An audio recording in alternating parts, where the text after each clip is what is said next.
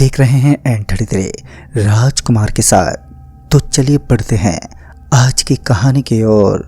दोस्तों, ऋषभ ने अभी अभी 12th क्लास पास ही किया था और उसने एक कॉम्पिटिटिव एग्जाम की परीक्षा भी दी। रिजल्ट आए और उसका एडमिशन एक कॉलेज में हो गया। ऋषभ कॉलेज जाने के लिए बहुत ही एक्साइटेड था। उसके कॉलेज ज्वाइन करने की डेट भी आ गई। ऋषभ अपने पेरेंट्स के साथ कॉलेज में पहुंचा। उसे रहने के लिए हॉस्टल के ब्लॉक डी में एक कमरा अलॉट किया गया।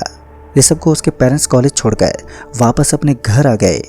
आज ऋषभ का पहला दिन था उस कॉलेज में और ऋषभ को कॉलेज के सारे रूल्स बता दिए गए और साथ ही उसे पेपर में भी लिखे हुए सारे रूल्स एंड रेगुलेशंस दे दिए गए। दोस्तों, ऋषभ को जो हॉस्टल अलॉट किया गया था उस हॉस्टल के पीछे एक खंडर जैसी पुरानी बिल्डिंग थी जो बीते कई सालों से बंद पड़ी थी। उस बिल्डिंग की कंडीशन बहुत ही जर्जर थी। ब्लॉक डी हॉस्टल के जो भी वार्डन होते थे उनको कॉलेज की तरफ से ये सुझाव दिया जाता था कि हॉस्टल डी में रहने वाले छात्र को समय समय पर सूचित करते रहें कि वो रात के वक्त कभी भी अपने पीछे का दरवाज़ा न खोलें और न ही खिड़की से झांकने की गलती करें। पर उसकी वजह किसी को बताया नहीं जाता था। पर ऋषभ को जो रूम अलॉट किया गया था उस रूम में 2 और स्टूडेंट रहते थे जिनका नाम सिद्धू और प्रणव था। ऋषभ के कॉलेज की क्लास शुरू हो गई और अब वो अच्छे तरीके से अपनी क्लास कर रहा था। उसकी पढ़ाई भी अच्छी चल रही थी। तभी उसे अपने क्लास की एक लड़की जिसका नाम आकांक्षा था उससे उसे प्यार हो गया। अब ऋषभ एक दूसरे से मोबाइल फ़ोन पर घंटों तक बातें करने लगे। आज की शाम कॉलेज में नए स्टूडेंट के लिए फ्रेशर्स पार्टी ऑर्गेनाइज किया गया था। शाम के 6 बजे से प्रोग्राम शुरू हो गया। सभी लोग इस प्रोग्राम को एंजॉय कर रहे थे। पर आज ऋषभ और आकांक्षा दोनों ने प्लान किया था कि आज वो देर रात तक बातें करेंगे। अब रात हुई और ऋषभ आकांक्षा के साथ फोन पर लग गया। रात के करीब 12:30 बज गए थे। तभी सिद्धू ने कहा, अरे ऋषभ भाई, सोने दो यार, नींद आ रही है, मुझे डिस्टर्ब हो रहा है, तुम बाहर बात कर लो। इतना सुनते ही ऋषभ ने गलती से अपने रूम के पीछे का दरवाज़ा खोल लिया और बालकनी में खड़े होकर वो आकांक्षा से बातें करने लगा। उसे अपने वार्डन की बात भी ध्यान में नहीं रही और एक्साइटमेंट में ऋषभ बहुत ही बड़ी गलती कर बैठा। जब ऋषभ की नज़र बालकनी के सामने की बिल्डिंग पर गई तो उस बिल्डिंग में लाइट जल रही थी, जबकि दिन में ये बिल्डिंग बहुत ही एकांत और डरावनी लगती है। उस बिल्डिंग में कुछ लोग लकड़ी का काम कर रहे थे। जब ऋषभ ने उस काम करने वाले मजदूर को देखा और उनसे नजरें मिलाई तो वो सभी मजदूर ऋषभ को घूरकर अब देखने लगे।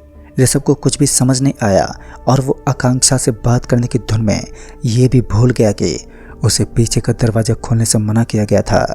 अब वो सारे मजदूर ऋषभ को अपने पास बुलाने लगे, पर ऋषभ ने उनकी बातों को नज़रअंदाज कर दिया। अब काफ़ी रात हो चुकी थी।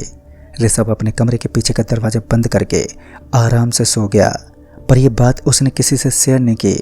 दिन भर उसने कॉलेज की और शाम के वक्त फिर से उसने आकांक्षा से बात करने का प्लान किया।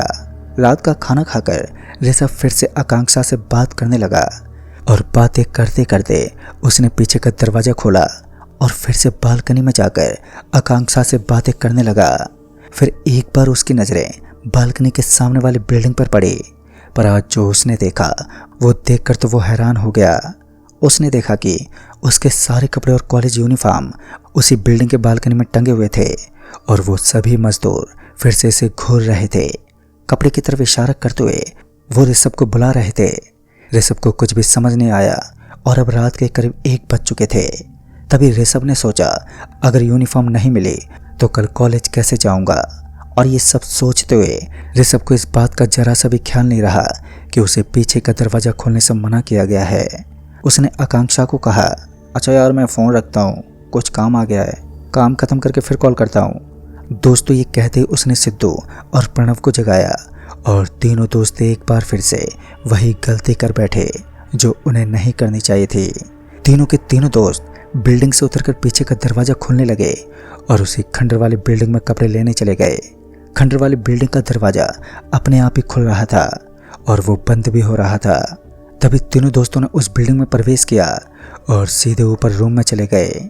नीचे का दरवाज़ा अपने आप ही जोर की आवाज़ के साथ बंद हो गया और यह आवाज़ उनके कान तक पहुंची, पर उन लोगों ने इस पर ध्यान नहीं दिया। अब तीनों दोस्तों का सामना उन सभी मजदूर से हुआ जो इन्हें इशारा कर रहे थे। तभी प्रणव की नज़र उन मजदूर के पैरों पर गई तो उसके पैरों तले ज़मीन खिसक गई उनके पैर पीछे की तरफ मुड़े हुए थे और पैर में कोई मांस भी नहीं था। तभी प्रणव अपनी जान बचाते हुए नीचे की तरफ भागा और अभी वो पूरी सीढ़ी उतरा भी नहीं था कि किसी ने उसे हवा में उठाकर सिद्धू और ऋषभ के सामने लाकर हवा में टांग दिया। ये देखकर तो सिद्धू और ऋषभ की पैंट अब गीली हो गई। अब ऋषभ और सिद्धू के सामने वो सारे उल्टे पैर वाले मजदूर खड़े थे। तभी ऋषभ ने हिम्मत जुटाते हुए पूछा, आप कौन हैं और हमसे क्या चाहते हैं? इस पर उन सभी मजदूर ने कहा, हम लोगों ने इस बिल्डिंग को बनाने के लिए लगातार 1.5 साल तक काम किया, पर हमें हमारी मजदूरी नहीं मिली। इस बिल्डिंग में एक लेबोरेटरी था, उसमें एक रात प्रोफेसर कुछ एक्सपेरिमेंट कर रहे थे। बिल्डिंग का ठेकेदार इस बिल्डिंग को बंद करके चला गया था और हम सभी लोग इस बिल्डिंग में काम कर रहे थे। तभी बिल्डिंग में आग लग गई और हम सब लोग जलकर मर गए। तभी अदृश्य आत्मा ने सिद्धू को बालकनी से नीचे फेंक दिया और सिद्धू की वहीं पर मौत हो गई। तभी प्रणव हवा से नीचे गिरा और उसके मुंह से कोई आवाज भी नहीं आ पा रही थी। तभी सभी मजदूर उसकी तरफ लपके और मैं झट से उसी बालकनी के बगल में सटा हुआ एक बाथरूम का पाइप नीचे की तरफ जाता था। मैं उसी को पकड़कर नीचे की तरफ उतर गया और किसी तरह मैं जान बचाकर भागा। तभी मैं अपने हॉस्टल पहुंचा और सुबह ही मैंने अपने पापा को कॉल किया और अपना एडमिशन उस कॉलेज से रद्द कराकर वापस से सिंपल ग्रेजुएशन किया, वो भी अपने ज़िले से। दोस्तों, आज मैं अपना बिजनेस करता हूँ और अपने ज़िले में ही रहता हूँ और उस घटना में मैंने अपने 2 दोस्तों को खो दिया, जिसका मुझे पूरी ज़िंदगी मलाल रहेगा। तो दोस्तों, इस कहानी में बस इतना ही। कहानी आपको पसंद आई हो तो वीडियो को लाइक शेयर ज़रूर कर दें और साथ ही हमें नीचे कमेंट बॉक्स में ज़रूर बताएं। तो मैं जल्दी मिलूँगा ऐसे ही एक और नई कहानी के साथ। तब तक के लिए बाय एंड टेक केयर।